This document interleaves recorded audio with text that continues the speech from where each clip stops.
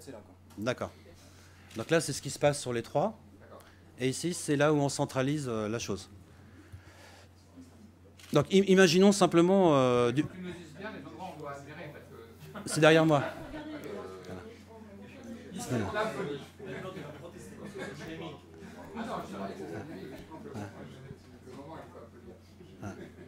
Mais imaginons qu'au cours d'une conférence téléphonique par Skype, vous soyez trois dispersés de par le monde. Tiens, on a un corpus à faire sur Adopi. Comment est-ce qu'on s'y prend? Et on a une demi-heure pour le faire. Ça, c'est quelque chose quand même, a priori, qui n'est pas toujours... Alors, qui est-ce qui est en rouge? Alors, Alexis est en rouge. Qui est-ce qui est en vert? Sébastien, toi, Joël, tu vas être en bleu. Donc ça, ce sont des URL, donc ce sont des racines de sites web. Quand la boule, le nœud, apparaît en jaune, c'est que au moins 2 usagers sont allés la voir. Si jamais, donc on a toutes les stats derrière, donc si jamais ils peuvent être 3, 4 ou 10, ça permet déjà, par exemple, de classer les URL. L'intérêt, c'est que les données sont centralisées ici et que vous avez une spatialisation de type dynamique, c'est-à-dire qu'on essaie de spatialiser dans l'espace les URL de façon à ce que tout soit le plus lisible possible.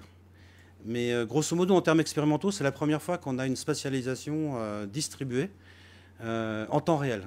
Ça, dans le domaine de l'ingénierie, on va dire informatique des graphes, c'est quelque chose de pas courant. En général, on va plutôt charger un fichier qu'on a extrait d'une base de données ou d'un système autre. Donc là, on a l'innovation d'avoir un système par réseau, en fait. Alors, plus la navigation avance, plus les nœuds qui sont jaunes ont tendance à se mettre... Alors, pas forcément au centre, mais en tout cas, plus la navigation avance, plus ça s'étend sur les côtés, et en même temps, plus ça se concentre au milieu. Alors c'est une loi un peu difficile pour moi à appréhender au départ, mais c'est les physiciens qui m'en ont appris beaucoup. C'est comme l'univers. Plus le temps avance, plus il se dilate, mais en même temps, plus il se concentre sur certains points. Voilà. Et donc cette loi-là, on l'a vérifiée aussi pour le web. Alors, moi, le premier intérêt que j'ai découvert dans ce type d'expérimentation qu'on mène déjà depuis quelques années, c'est que moi, je ne connaissais rien de l'informatique et j'avais demandé aux ingénieurs de l'UTC, je leur avais dit, est-ce que vous pourriez me faire voir le web sans navigateur et sans moteur de recherche? C'est-à-dire, c'est quoi sa structure réelle? Maintenant, on arrive à voir quelle est sa structure quasiment réelle avec ce type de visualisation. Alors, explique-nous comment les bleus, Monsieur Bleu arrive là. Ce sont ces demandes, n'est-ce pas? Ce sont les crawlers. Il a fait ses queries là, à lui. Il a fait ses Alors, le bleu, il est où là? On regarde.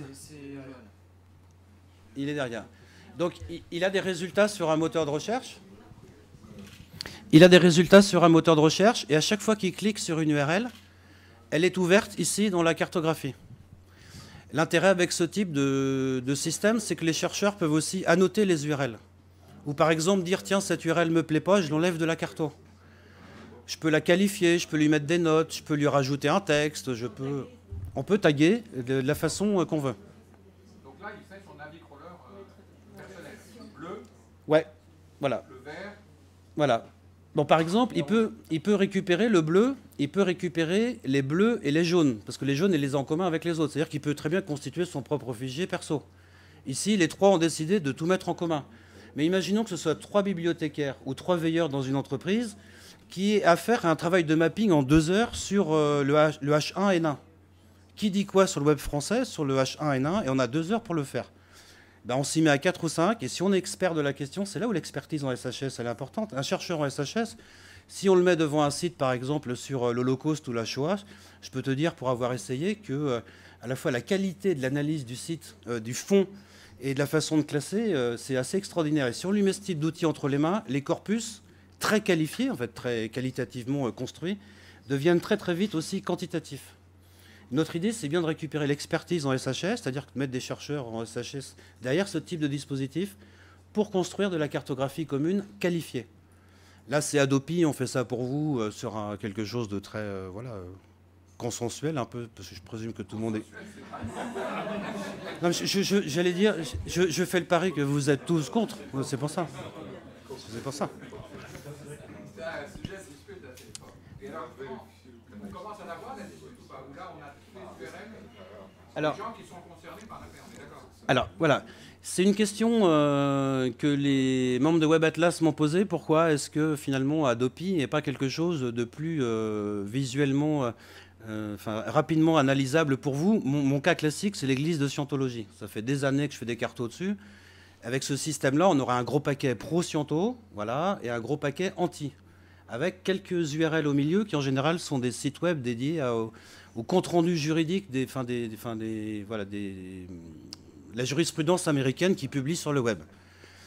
Là, on a pris quelque chose de beaucoup plus difficile et qui en même temps est assez évocateur de notre travail sur le référendum en 2005.